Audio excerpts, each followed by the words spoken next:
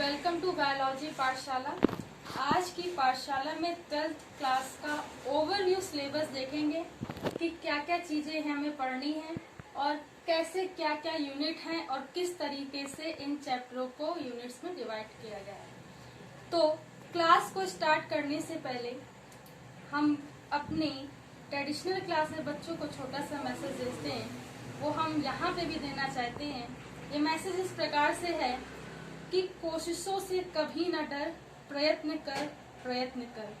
हमेशा आप कोशिशों से कभी मत डरिए, हमेशा प्रयास करते रहिए और आगे बढ़ते रहिए।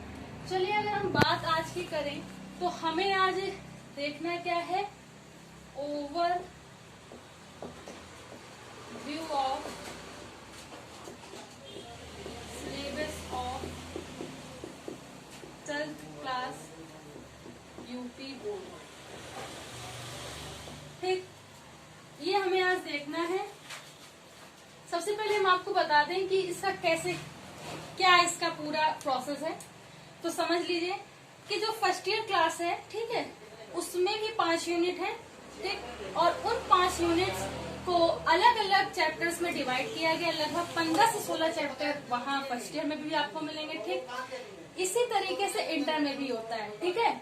इंटर में भी 5 यूनिट होती है बेटा, और 5 यूनिट्स में कई सारे चैप्टर डिवाइड किए गए हैं और चैप्टरों में पढ़ना है। लगभग 16 चैप्टर यहाँ इंटर में भी आपको मिलेंगे, ठीक। तो परेशान मत होना, कहीं कहीं आपको 6 यूनिट से स्टार्ट करता हुआ मिलेगा 12th क्लास में, कहीं कहीं फर्स्ट यूनिट से। 6 का मतलब ये कि 5 यूनिट वो फर्स्ट ईयर में थी, 6 से हम स्टार्ट कर रहे हैं, ठीक है। और अगर 5 यूनिट यानी सेपरेट करके वो बता रहे हैं, तो कुल मिलाकर के आपको 12th में 5 यूनिट पढ़नी है और फर्स्ट ईयर में 5 यूनिट पढ़नी, कुल मिलाकर 10 यूनिट पढ़नी होती है। और इन 10 यूनिट में लगभग 16 उधर भी चैप्टर है और 15-16 इधर भी चैप्टर्स होते हैं। इस तरीके से पूरा सिलेबस इनका डिवाइडेशन में होता है। अगर हम यूनिट्स की बात करें इनकी, ठीक, तो सबसे पहली जो यूनिट है वो है जनन, ठीक है, रिप्रोडक्शन,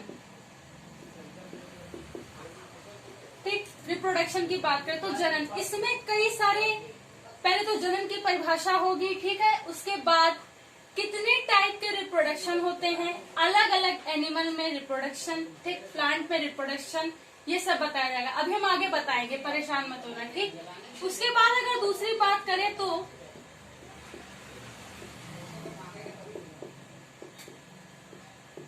आनुवांशिकता एवं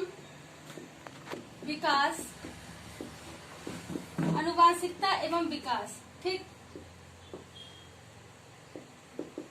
जेनेटिक्स एंड इवोल्यूशन। उसके बाद अगर हम तीसरी यूनिट की बात करें तो जीव विज्ञान एवं मानव कल्याण,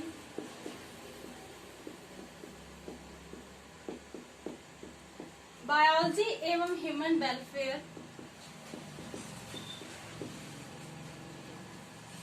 एंड ह्यूमन वेलफेयर, ठीक। उसके बाद अगर हम चौथे की बात करें तो जैव प्रौद्योगिकी, ठीक, या बायोटेक्नोलॉजी।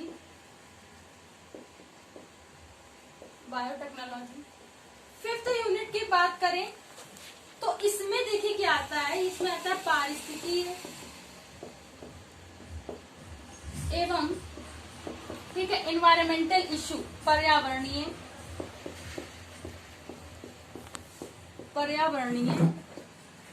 मुद्दे, ठीक।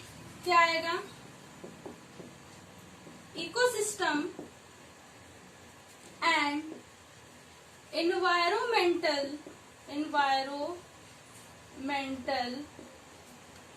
इश्यूज, ठीक। तो ये कुछ इस तरीके से आपकी यूनिट्स डिवाइड है और 12th क्लास में इन यूनिट्स के अंदर आए जाने वाले जितने भी चैप्टर्स हैं वो हमें सारे पढ़ने हैं और पढ़ने ही नहीं अच्छे से पढ़ने हैं, डीप चीजें समझनी, क्योंकि 12th क्लास आगे यूजी लेवल के लिए हमें निर्धारित करती है कि हमें क्या लेना है, कैसे करना है। तो उसके लिए बहुत सही रहता है कि हमें डीप नॉलेज हो, क्योंकि नंबरों के आधार पर ही काफी सारी चीजें बेस होती है, तो हमें अच्छा पढ़ना पड़ेगा। तो सबसे पहले अगर हम बात करें जनन और रिप्रोडक्शन की, तो इसमें पहले तो जनन क्या होता है पूरा बताया जाएगा, ठीक, कितने टाइप्स का होता है, कैसे कैसे जंतुओं में होता है, ठीक, पुष्पीय पौधों में कैसे होता है, ठीक, जीवों में कैसे होता है, मानव में कैसे होता है, जनन स्वास्थ्य के बारे में बताएंगे। आनुवांशिकता एवं विकास में सबसे पहले इसको दो जेनेटिक्स में किया गया है, ठीक, आनुवांशिकता और विविधता एक अलग चैप्टर है, और मॉलिक्यूलर बेसिस एक अलग चैप्टर है, और उसका आणविक आधार एक अलग चैप्टर है, ठीक। उसके बाद अगर हम बात करें जीव विज्ञान एवं मानव कल्याण की, तो इसमें ये बताया जाएगा कि कैसे, ठीक है, मानव कल्याण में क्या क्या चीजें, सूक्ष्म जीवों का क्या प्रयोग है, ठीक है, सूक्ष्म जीव का क्या योगदान है, खाद्य, जितनी खाद्य चीजें हैं कैसे उसकी वृद्धि हो रही है, उसकी कार्यनीति के बारे में बताया जाएगा, ठीक है। अगर हम जैव प्रौद्योगिकी की बात करें, तो जैव प्रौद्योगिकी में सबसे पहले हमें ये पढ़ना पड़ेगा कि जैव प्रौद्योगिकी क्या है। 2 यूनिट है इसकी, 2 चैप्टर्स में डिवाइड किया गया। एक में प्रोसेस के बारे में बताया गया, उसका प्रिंसिपल क्या, उसका सिद्धांत क्या, फिर उसके एप्लीकेशन या उसके प्रयोग के बारे में बताते हैं। पारिस्थितिकी एवं पर्यावरणीय मुद्दों में हम लोग ये बताते हैं कि उसमें बेसिकली 3-4 चैप्टरों में डिवाइड किया गया है, और इसमें ये बताया गया है कि इकोसिस्टम क्या होता है, ठीक है, इकोसिस्टम की पूरी कैसे ट्रॉफिक लेवल है, या फूड वेब क्या चीज है, ठीक है, इस तरीके से। और पर्यावरणीय मुद्दों में जितने सारे एनवायरमेंटल इशू हैं वो बताए जाएंगे, चाहे वो पोल्यूशन हो, पॉपुलेशन हो, ठीक है, और भी कई सारी चीजें बताई जाएंगी। तो इस तरीके से यूनिट का डिवाइडेशन होता है। रिप्रोडक्शन, आनुवांशिकता एवं विकास, जेनेटिक एंड एवोल्यूशन, जीव विज्ञान एवं मानव कल्याण, बायोलॉजी एंड ह्यूमन वेलफेयर, जैव प्रौद्योगिकी, बायोटेक्नोलॉजी एंड पारिस्थितिकी एवं पर्यावरणीय मुद्दे, ecosystem and the environmental issue, ठीक। इस यूनिट को समझने के बाद इसकी डीप हम जानकारी देते हैं चैप्टर वाइज। चलिए, तो अगर हम इसको थोड़ा सा मिटा दें, तो हम देखते हैं कैसे 16 चैप्टर ये इन्होंने डिवाइड किए हैं, और पूरे यूनिट से अलग नहीं है कहीं, ठीक है, सब कुछ यूनिट में आ जाएगा। सबसे पहले इन्होंने जो चैप्टर्स की अगर हम बात करेंगे, चैप्टर्स की बात करें हम, ठीक, तो इन्होंने क्या किया है, सबसे पहले चैप्टर बताया है कि जीवों में जनन कैसे होता है, ठीक, जीवों में जनन, ठीक। उसके बाद चैप्टर बताया है पुष्पीय पौधों में जनन, पुष्पीय पौधों में जनन। उसके बाद इन्होंने बताया है मानव में जनन, मानव में जनन, ठीक। उसके बाद जनन एवं स्वास्थ्य, एक और चैप्टर इंक्लूड किया, जनन एवं स्वास्थ्य, ठीक। तो ये फर्स्ट यूनिट से आता है जीवों में जनन। तो हमने बताया था, अब हम बेसिक इसकी जानकारी देंगे, ठीक है। जीवों में जनन कैसे होता है, ठीक है, रिप्रोडक्शन इन ऑर्गेनिज्म पूरा प्लांट और एनिमल दोनों के रेफरेंस में लेके चलेंगे। सबसे पहले वो बेसिक चीजें बताएंगे कि जनन क्या होता है, उसकी परिभाषा, कितने टाइप का होता है, ठीक है, सेक्सुअल रिप्रोडक्शन क्या होता है, एसेक्सुअल रिप्रोडक्शन क्या होता है, ठीक है, या वेजिटेटिव रिप्रोडक्शन क्या होता है। बहुत से ऐसे जीव होते हैं जो द्विखंडी, बहुखंडी, है ना, बाइनरी फिजन भी करते हैं, ठीक है, और कुछ होते हैं प्लांट्स जो होते हैं वो बडिंग के द्वारा भी करते हैं, ठीक, स्टेम्स के द्वारा भी करते हैं, एडवेंटिटियस ब्रांचेस होती हैं उसके द्वारा भी करते हैं। साथ ही साथ इसमें कुछ एंजियोस्पर्म्स के प्लांट होते हैं, बबल्स के द्वारा भी करते हैं। तो इस तरीके से जीवों के जनन में पूरे प्लांट और एनिमल, ठीक, प्लांट और एनिमल के छोटा छोटा इंट्रोडक्शन उन्होंने बताया कि कहाँ कैसा रिप्रोडक्शन होता है, कहाँ सेल डिवीजन के द्वारा हो रहा है, कहाँ बहुखंडन के द्वारा हो रहा है, कहीं बाइनरी कहाँ हो रहा है, फिजन कहाँ हो रहा है, ठीक, सेक्सुअल कहाँ हो रहा है, एसेक्सुअल कहाँ हो रहा है, वेजिटेटिव कहाँ हो रहा है, या स्टेम्स के द्वारा कहाँ हो रहा है, बबल्स के द्वारा कहाँ हो रहा है, एडवेंटिटियस ब्रांचेस के द्वारा कहाँ हो रहा है। तो इस तरीके से सारी चीजें होती हैं। पुष्पीय पौधों में जनन, अब बस जब पुष्पीय पौधों में जनन आता है तो फ्लावरिंग प्लांट में पहले तो फ्लावरिंग प्लांट के जितने सारे पूरा इंट्रोडक्शन बताएंगे क्या क्या स्ट्रक्चर बेसिकली होता है, ठीक है, कि क्या आर्किगोनियम क्या है, या जितनी सारी पीटल्स क्या होते हैं, कैलिस क्या होते हैं, सब बताया जाएगा, ठीक। फिर बेसिकली किस प्लांट में, एंजियोस्पर्म के प्लांट में ना, आवर्तबीजी पौधों के प्लांट में रेफरेंस में हमें पौधों में जनन पढ़ना है, तो यहाँ आवर्तबीजी पौधों के बारे में हम लोग पौधों में जनन पढ़ेंगे, ठीक है। उसके बाद हम इसी में एक चीज और पढ़ते हैं, एक तो हम आवर्त बीजी पौधों में जनन पढ़ेंगे, ये तो समझ में आ ही गया, ठीक है, ठीक है। उसके अलग अलग, ठीक, रिप्रोडक्टिव जो ऑर्गन होंगे उनके बारे में पढ़ेंगे, ठीक है, जनन पढ़े तो उसके रिप्रोडक्टिव ऑर्गन के बारे में पढ़ेंगे, ठीक। फर्टिलाइजेशन क्या होता है, ठीक, निषेचन क्या होता है उसके बारे में पढ़ेंगे, ठीक। प्री फर्टिलाइजेशन यानी कि निषेचन से पहले क्या क्या इवेंट हो रहे हैं, क्या क्या संरचनाएं पौधों में डेवलप होती हैं उनके बारे में पढ़ेंगे, ठीक। साथ ही साथ हम पॉली एम्ब्रियोनी के बारे में पढ़ते हैं, बहुभ्रूणिता के बारे में भी पढ़ते हैं। तो इतनी सारी चीजें हम पुष्पीय पौधों में जनन में पढ़ते हैं। मानव में जनन में सबसे पहले हम, ठीक, कोई भी जनेंगे तो मानव में जनन होता क्या है उसके बारे में पढ़ेंगे। उसके बाद इसमें हम मेल और फीमेल के रिप्रोडक्टिव ऑर्गन के बारे में पढ़ेंगे, ठीक, ठीक, रिप्रोडक्टिव ऑर्गन के बारे में, यानी कि हिंदी में बता दे रहे जनन अंग के बारे में पढ़ेंगे। फिर निषेचन के बारे में पढ़ेंगे, ठीक, ठीक है ना, निषेचन के बारे में पढ़ेंगे। फिर निषेचन के बाद जो एम्ब्रियो डेवलपमेंट का प्रोसेस होता है वो दिया हुआ है 12th क्लास में, तो हम वो भी पढ़ेंगे। भ्रूण का निर्माण कैसे होता है, पूरा प्रोसेस बहुत अच्छे से दिया हुआ है, तो जितना दिया हुआ उतना हम बताएंगे। जनन एवं स्वास्थ्य के बारे में बताएंगे कि जनन एवं स्वास्थ्य में हम लोग क्या पढ़ते हैं, जनन स्वास्थ्य जैसे कि मानव जनसंख्या विस्फोट, ठीक है, इन सब चीजों के बारे में पढ़ेंगे, ठीक है, मानव जनसंख्या विस्फोट, बाध्यता स्टेरिलिटी के बारे में पढ़ेंगे, ठीक है, बंध्यता या स्टेरिलिटी के बारे में पढ़ेंगे। तो इस तरीके से ये 4 चैप्टर जो जनन में आते हैं इनके बारे में हम स्टडी करेंगे, ठीक। अगर उसके आगे की बात करें, चलिए हम इसको रब कर देते हैं और आगे बताते हैं। ये फर्स्ट यूनिट के इतने चैप्टर थे। अगर हम बात करें दूसरे यूनिट की, ठीक है, दूसरे यूनिट की बात करें तो उसमें देखिए क्या आता है। सबसे पहले उसमें आएगा, देखिए,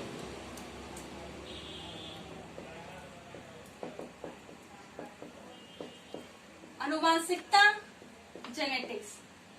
तो जेनेटिक्स, ये शब्द लिखने से तो कुछ होगा नहीं, जेनेटिक्स में बहुत कुछ आता है। तो इस जेनेटिक्स को बेसिकली 2 टाइप से बताया गया है, आनुवांशिकता एवं जैव विविधता। हम बता दे रहे इसमें क्या क्या आता है, आनुवांशिकता एवं विविधता। आनुवांशिकता का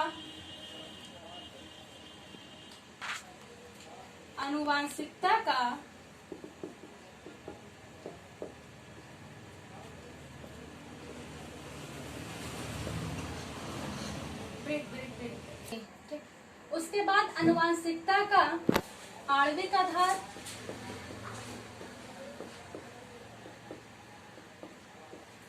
ठीक। तो आनुवांशिकता में आनुवांशिकता एवं विविधता, जेनेटिक्स एंड वेरिएशन की बात करेंगे और genetics and molecular basis of genetics की बात करेंगे, ठीक। तो इसमें कई सारी चीजें पढ़नी होती है, ठीक है। सबसे पहले तो इसकी आनुवांशिकता और विविधता की बात करेंगे कि आनुवांशिकता क्या है, विविधता क्या है, उसकी बेसिस कॉन्सेप्ट क्या होते हैं, ठीक है, उसके क्या नियम है, ठीक। फिर इसमें सारी चीजें आएंगी, सिर्फ ये विविधता तक खत्म नहीं होगा, इसमें सब कुछ है। इसमें लिंग निर्धारण भी है, ठीक है। लिंग निर्धारण के साथ साथ इसमें लिंग सहलग्न लक्षण भी होते हैं, ठीक है। और भी सारे जितने डिसऑर्डर होते हैं सारे इसमें आएंगे, ठीक। आनुवांशिकता का आणविक आधार, जिसे हम एंशियंट जेनेटिक्स कहते हैं, ठीक है। तो एंशियंट जेनेटिक्स में सब कुछ आता है, ठीक है, और उसमें सारी आपके सिलेबस में है। ठीक। तो इसमें आपको सब कुछ पढ़ने को मिलेगा, लॉ भी मिलेगा, ठीक है, उसके क्रॉस भी मिलेंगे, अलग अलग डिफरेंट टाइप के डिसऑर्डर्स भी मिलेंगे, सिंड्रोम्स भी मिलेंगे, ठीक है, सब कुछ मिलेगा। उसके बाद इसमें क्या होगा, इसमें आपको क्या, ठीक है, आपको देखिए इसमें डीएनए, ठीक है, आरएनए, ठीक है, जेनेटिक कोड,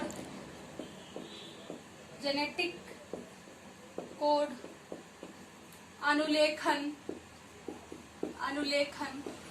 ठीक, प्रतिकृति, इंग्लिश ही बता दे रहे, अनुलेखन, प्रतिलिखी, ठीक, ये सारी चीजें आती है। यानी कि डीएनए, आरएनए, जेनेटिक कोड, ठीक, रेप्लिकेशन और ट्रांजिशन, ठीक है, ये सारे प्रोसेस इसमें आते हैं, ठीक है। DNA, RNA, genetic code, replication and transition, ये सारे प्रोसेस हमें पढ़ने पड़ेंगे, ठीक है। और जीन एक्सप्रेशन के बारे में भी यहाँ पे आता है, ठीक है, जीन अभिव्यक्ति के बारे में भी आपको पढ़ना पड़ेगा, अभिव्यक्ति, जीन एक्सप्रेशन के बारे में। और एक लास्ट इसमें एक प्रोसेस, एक मतलब एक और हमें चीज पढ़नी पड़ेगी, एक और टॉपिक पढ़ना पड़ेगा, जिसे मानव जीनोम प्रोजेक्ट या मानव जीनोम परियोजना, मानव जीनोम प्रोजेक्ट या मानव जीनोम परियोजना, ठीक है, ये आपको पढ़ना पड़ेगा। तो मानव जीनोम प्रोजेक्ट या मानव जीनोम परियोजना भी आपको पढ़नी पड़ेगी, ये अनुवांशिकता में पूरा आता है, ठीक। अब जब हमने जेनेटिक्स की बात कर ली कि जेनेटिक्स में हमें एनसीआर जेनेटिक्स में सारी चीजें पढ़नी, हमें लॉ भी पढ़ना पड़ेगा, क्रॉस भी पढ़ना पड़ेगा, एक्स लिंक्ड कैरेक्टर भी पढ़ना पड़ेगा, सेक्स डिटर्मिनेशन भी पढ़ना पड़ेगा, ठीक, सारी चीजें पढ़नी पड़ेंगी, ठीक। फिर उसके बाद हम यहाँ पे आते हैं उसकी आणविक मॉलिक्यूलर बेसिस पे, तो डीएनए, आरएनए, जेनेटिक कोड, प्रतिलिखी, अनुलेखन, जीन अभिव्यक्ति, मानव जीनोम प्रोजेक्ट इत्यादि हमें पढ़ना है। अनुवांशिकता के बाद अगर हम आए तो हमें जो पढ़ना है वो है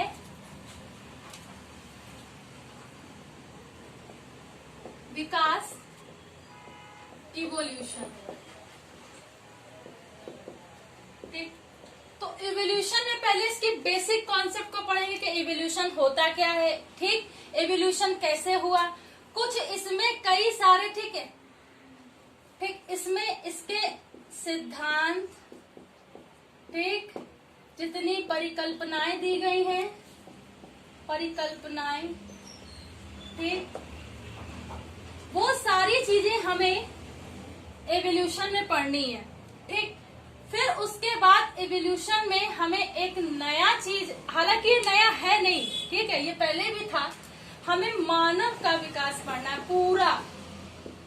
पूरा इनिशियल से लेके कॉम्प्लेक्स तक पूरा हमें पढ़ना है, ठीक है, मानव विकास पढ़ना है, मानव का विकास। तो ह्यूमन का एक बेसिक दिया गया है, वो पढ़ना। तो विकास में हमें सारे, सबसे पहले हम बेसिक में जाएंगे, तो बेसिक इवोल्यूशन में कैसे हुआ, एआई ओप्टन की थ्योरी, स्टैनले मिलर की थ्योरी, ठीक है, साथ ही साथ और कितने प्रोसेस है, लैमार्किज्म, डार्विनिज्म, ठीक। उसके बाद हम जैसे ये इसके चैप्टर खत्म करेंगे, मानव विकास में आएंगे, मानव एसन एरेंटर कौन है, जैकिंगनॉर है, पेकिंग कौन है, ठीक है, जितने भी हैं, ठीक, उसको सबको फॉर्मूले बेसिस पे पढ़ेंगे, ठीक है। इसके हमने बहुत अच्छे फॉर्मूले बनाए हैं, ठीक है। तो ये पूरा फॉर्मूले बेसिस पे है और कोई भी चीज ऐसी नहीं होगी जो इसमें समझ में ना आए, तो ठीक है। तो इस तरीके से इवोल्यूशन में हम लोग ये सारी चीजों को पढ़ेंगे, ठीक। उसके बाद अगर हम बात करें, तो उसके बाद अगर हम बात करेंगे तो उसमें आएगा मानव स्वास्थ्य, मानव स्वास्थ्य एवं रोग। हम लोग स्वास्थ्य के बारे में पढ़ेंगे कि हेल्थ क्या होता है, डब्ल्यूएचओ ने क्या इसकी परिभाषा दी है, ठीक है। और सबसे ज्यादा रोग में हम लोग जितने बैक्टीरियल जनित हैं और माइक्रोब्स, ठीक है, इन सब के बारे में जितनी बैक्टीरियल डिसीज हैं वो सारी पढ़ेंगे। माइक्रोब्स का क्या रोल है उससे पढ़ेंगे, ठीक है। तो मानव स्वास्थ्य एवं रोग में कई सारी डिसीज के बारे में हम पढ़ेंगे, ठीक है। बैक्टीरियल हो गई, वायरल हो गई, ठीक है, या और भी जितनी डिसीज होती हैं जो मानव स्वास्थ्य को प्रभावित कर रही हैं, बेसिकली हम उनके बारे में पढ़ेंगे। उसके बाद अगर हम बात करें तो बेटा एक और चैप्टर आता है जिसे हम कहें कि इस तरीके से अगर हम कह दें, खाद्य में वृद्धि। पहले बेटा ये चैप्टर खाद्य में वृद्धि में सुधार आता था, लेकिन अब इसे थोड़ा सा चेंज कर दिया गया, वो कहा गया खाद्य में वृद्धि एवं कार्यनीति। तो ठीक है, खाद्य में वृद्धि एवं कार्यनीति। तो खाद्य में वृद्धि एवं कार्यनीति, ठीक, तो फूड क्या है, ठीक है, और उसमें कैसे वृद्धि हो रही है, ठीक है, एग्रीकल्चर को बढ़ाने के लिए कैसी कैसी टेक्नोलॉजी का हम लोग प्रयोग कर रहे हैं, कैसे कैसे रणनीतियां बना रहे हैं कि कैसे ये जो भी खाद्य चीजें हैं जो हम लोग आज यूज कर रहे हैं उसको कैसे उसको बढ़ावा दिया जा सके, कैसे एग्रीकल्चर को कैसे बढ़ावा दिया जा सके, और उसकी कार्यनीति के बारे में हम बताएंगे। उसके बाद अगर हम बात करें तो ठीक, उसके बाद अगर हम बात करें तो एक और चैप्टर आता है, उसका नाम है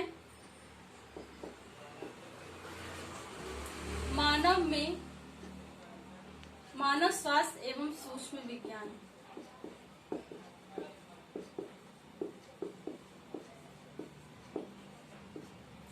ठीक, सूक्ष्म, ठीक, माइक्रोब्स जिसे बोलते हैं, माइक्रोब्स। तो मानव स्वास्थ्य एवं माइक्रोब्स में हम पूरे माइक्रोब सूक्ष्म के बारे में पढ़ेंगे कि वो जो सूक्ष्म है, माइक्रोब्स हैं, कैसे हमारे इंडस्ट्रियलाइजेशन में यूज हो रहे हैं, ठीक, इसकी हम दोनों एक्टिविटी को पढ़ेंगे, ठीक है। पहले तो हम लोग इसकी बेनिफिशियल के बारे में पढ़ेंगे कि क्या लाभ है इससे ह्यूमन को, ठीक, ह्यूमन की डेली दैनिक जीवन में उसकी क्या विशेषताएं हैं। फिर उसके बाद हम लोग जो पढ़ेंगे उसके हार्मफुल एक्टिविटी के बारे में पढ़ेंगे, उसकी हार्मफुल एक्टिविटी के बारे में पढ़ेंगे कि बेनिफिशियल क्या है और हार्मफुल क्या है, इसके बारे में पढ़ेंगे, ठीक है। बात समझ में आए? तो माइक्रोब्स में बेनिफिशियल क्या है, हार्मफुल क्या है, उसके बारे में पढ़ेंगे, ठीक। उसके बाद अगर हम बात करें, नीचे तो नहीं हो रहा है, ठीक, उसके बाद अगर हम बात करें तो हम जैव प्रौद्योगिकी के बारे में पढ़ेंगे। ये बेटा बहुत अच्छा चैप्टर है, ठीक है, और अगर हम इसे कहें कि ये मॉडर्न बायोलॉजी है तो कहना गलत नहीं होगा, ठीक है, और इसे बायोटेक कहते हैं या बायोटेक्नोलॉजी कहते हैं, ठीक, बायोटेक या बायोटेक्नोलॉजी कहते हैं। तो बेटा ये भी जो चैप्टर है, देखिए हम इसको थोड़ा सा ऊपर लिख दे रहे ताकि आपको समझ में आए, ठीक है, ये जगह तो बची नहीं है। अगर इस जैव प्रौद्योगिकी की अगर हम बात करें बेटा, ये जो चैप्टर है ये भी दो टॉपिक में फर्दर डिवाइड है, ठीक। तो ये जो जैव प्रौद्योगिकी है, पहले तो इसके प्रोसेस की बात करेंगे, इसके प्रिंसिपल की बात करेंगे, पहले सिद्धांत और विधि के बारे में बात करेंगे, ठीक, प्रोसेस और इसकी क्या करेंगे, प्रिंसिपल की बात करेंगे, प्रोसेस और प्रिंसिपल की बात करेंगे। उसके बाद जैव प्रौद्योगिकी में हम ये बात करेंगे कि कैसे इसकी एप्लीकेशन है, यानी कि क्या इसके अनुप्रयोग है। और बेटा इसका अनुप्रयोग बहुत बड़ा है, ठीक है, हमें जेनेटिक इंजीनियरिंग के भी बारे में पता होना चाहिए, ठीक है, हमें जीन थेरेपी के बारे में भी पता होना चाहिए, ठीक, हमें ये भी पता होना चाहिए कि इसका इंडस्ट्रियल क्या प्रयोग है, ठीक, हमें ये भी पता होना चाहिए कि इसका मेडिसिन में क्या प्रयोग है, ठीक, हमें ये भी पता होना चाहिए कि इसका जिसे बोलते हैं रिकम्बिनेट डीएनए टेक्नोलॉजी, जिससे आजकल बहुत सारे क्लोन्स बन रहे हैं, ठीक है, रिकम्बिनेट डीएनए टेक्नोलॉजी या द्विरज्जिकीय टेक्नोलॉजी, डीएनए टेक्नोलॉजी में क्या रोल है, ये सारी चीजें हमें पढ़नी है, ठीक। उसके बाद अगर हम बात करें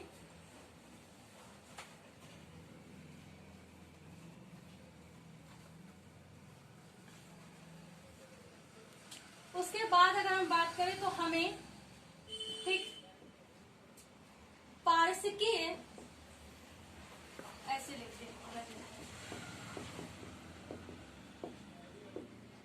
पारिस्थितिकीय एवं समष्टियों के बारे में पढ़ना है। ठीक,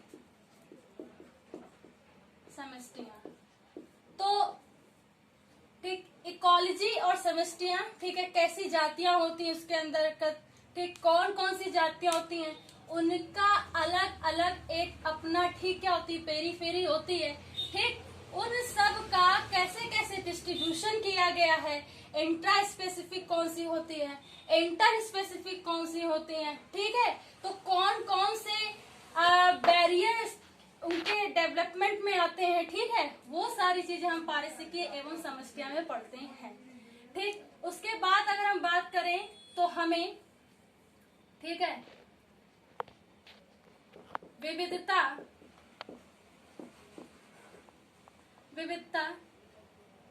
एवं समष्टि एवं संरक्षण।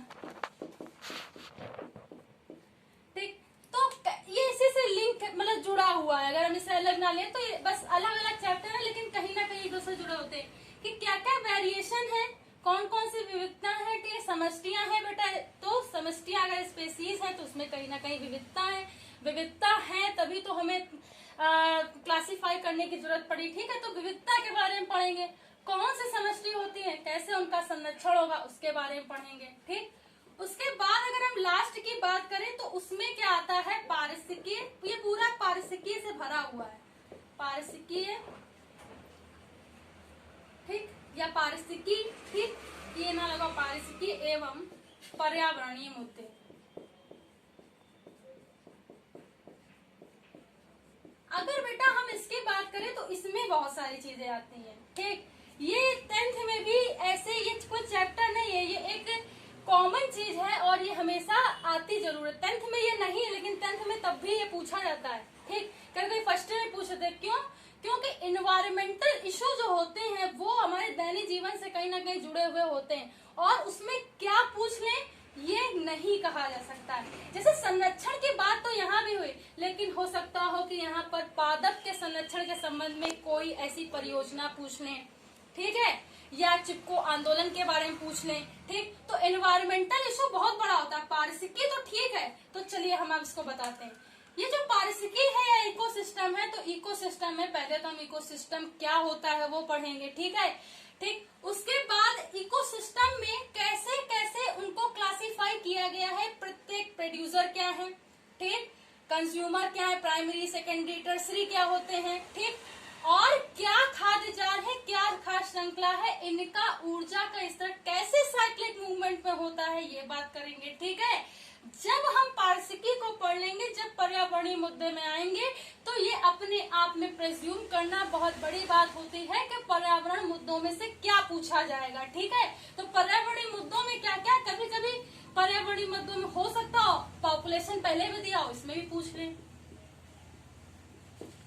पॉल्यूशन पूछ ले, पर्यावरणीय मुद्दे हैं, बिल्कुल डायरेक्ट कहते हैं कि हमें तो पता नहीं था कि पोल्यूशन भी आएगा।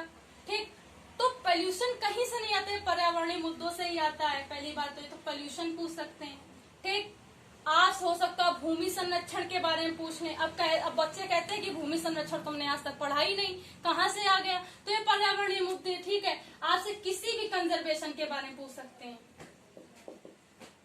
चाहे वो प्लांट के रेफरेंस में हो, चाहे वो एनिमल के रेफरेंस में हो, वो किसी भी संरक्षण के बारे में पूछ सकते हैं। और जितने भी ऐसे और निबंध आते हैं इसी चैप्टर से आते हैं। ठीक है, आपसे पूछ लेंगे कि निबंध लिखिए, आपसे कंजर्वेशन के बारे में पूछ ले, हो सकता है आपसे पूछ ले कि खाद्य संरक्षण से आप क्या समझते हैं, भूमि संरक्षण से आप क्या समझते हैं, कृषि संरक्षण से आप क्या समझते हैं, जीवों के संरक्षण से आप क्या समझते हैं, तो ये पर्यावरणीय मुद्दों में आता है। ठीक, आपसे ओजोन के बारे में पूछ सकते हैं, पोल्यूशन में आता है, सारे टाइप्स के पोल्यूशन के, आपसे विकिरण के बारे में पूछ सकते हैं, रेडिएशन के बारे में पूछ सकते हैं, रेडियो एक्टिव पोल्यूशन के बारे में पूछ सकते हैं। तो इसमें बहुत सारी चीजें आती है। खासतौर से इसमें हम आपको बता दें, फिर से, ठीक, इसमें ह्यूमन जीनोम प्रोजेक्ट के बारे में निबंध लिखने के लिए आता है, इसलिए ह्यूमन जीनोम प्रोजेक्ट को जब भी पढ़ा जाता है एक साथ पढ़ा जाता है और अच्छा पढ़ा जाता है। क्यों? क्योंकि वो कहीं पे भी आ सकता है, यहाँ पे भी आ सकता है निबंध लिखने के लिए, वहां बेसिकली पीछे जो यूनिट थी उसमें भी पूछा जा सकता है। साथ ही साथ हमने कंजर्वेशन की बात की, प्लांट और एनिमल की बात की, ठीक। अगर मान लीजिए अभी हमें याद है तो हम बता दे रहे, अगर ना याद रहे तो कहे कि हमें तो ये पता ही नहीं था, ठीक है। तो कंजर्वेशन का मतलब संरक्षण आ गया, उसमें कई सारे जितने अपने यहाँ पर सेंचुरीज है, वन विहार है, ठीक है, हॉट स्पॉट रिजर्व एरिया है, वो सारे पूछे जाते हैं, ठीक है। और जितने कंजर्वेशन एक्ट होते हैं 1973, 1951, 1959, ठीक है, ये सब हमें याद है। ये सब क्या होते हैं? ये सब सारे अलग अलग जीवों के लिए क्या है, एक्ट बनाए गए हैं उनके संरक्षण के लिए, ठीक है। तो वन विहार के बारे में, पशु विहार के बारे में, सेंचुरीज के बारे में, रिजर्व के बारे में, वो बहुत सारी चीजें पर्यावरणीय मुद्दों में आती हैं, ठीक। तो जब ये चैप्टर पढ़ाया जाता है तो एक एक करके धीरे धीरे हर चीजों को वो किया जाता है। और आपसे हो सकता है, आपसे एक चीज और पूछ सकते हैं, जितनी ट्रेजिडीज होती हैं जो कहीं ना कहीं आनुवंशिकता से जुड़ी हुई है, जैसे इंड्यूस म्यूटेशन कहते हैं, इंड्यूस म्यूटेशन ये भी पर्यावरणीय मुद्दों में आ सकता है। आपसे भोपाल गैस ट्रेजेडी के बारे में भी पूछ सकते हैं कि क्या होता है। हो सकता हो कि अब नया आ रहा है, नई भी चीजें पूछ सकते हैं, कोई ऐसा इशू, ठीक है, जो नया है, करंट में है, वो भी आपसे पूछा जा सकता है। तो इस तरीके से पर्यावरणीय मुद्दों में आती है। बेटा आज हमने ये समझने का प्रयास किया कि 12th क्लास का ओवरव्यू क्या होता है, हमें कैसे पढ़ना है, ठीक। और ये 16 चैप्टर है, इन्हें बेसिकली कैसे पढ़ना है कि एक एक करके सारी यूनिट को पढ़ना होता है। हमने यूनिट समझी, चैप्टर समझे, उसके अंदर क्या पढ़ना है ये समझा है, ठीक। और सारी चीजों को साथ में लेकर चलना है, ठीक। तो आज की क्लास में इतना ही। उससे पहले हम आपको ये बताना चाहते हैं कि आप सभी, ठीक है, दोनों लैंग्वेज को साथ में लेकर के चलिए। ये आपके लिए आपको पूरी भले आप थ्योरी ना इंग्लिश में पढ़ पाए तो हिंदी में कम से कम जो आप हेडिंग डाल रहे हैं उसकी हिंदी आनी चाहिए, चैप्टर इंग्लिश आनी चाहिए, जो आप चैप्टर डाल रहे हैं उसकी भी इंग्लिश आनी चाहिए। आपसे कोई ये पूछ ले कि क्या कहते हैं कि जय विकास और रिवोल्यूशन, तो कंफ्यूजन नहीं होना चाहिए, आपको दोनों चीजें आनी चाहिए। खासतौर से यूपी बोर्ड हिंदी मीडियम वाले बच्चों के लिए दोनों चीजें, कम से कम चैप्टर का नाम, उसकी इंग्लिश, जो आप हेडिंग डाले उसकी इंग्लिश आपको पता होनी चाहिए। कोशिश हम भी करेंगे कि हम जो पढ़ाएं वो दोनों चीजों दे पाए, ठीक। तो कल हम स्टार्ट करेंगे जेनेटिक्स के बारे में, ठीक है, और सेकेंड यूनिट है ये, तो जेनेटिक्स के बारे में स्टार्ट करेंगे। उसका सबसे पहले बताएंगे क्या क्या होता है और सारी चीजें, ठीक। तो ये 3 दिन क्लास चलेगी 12th की और 3 दिन 10th की चलेगी।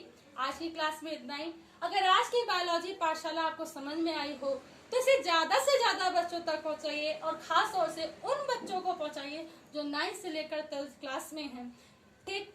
और बाकी ये क्लासेस चलती जा रही हैं। धन्यवाद। इसे लाइक करिए, शेयर कीजिए, सब्सक्राइब करिए।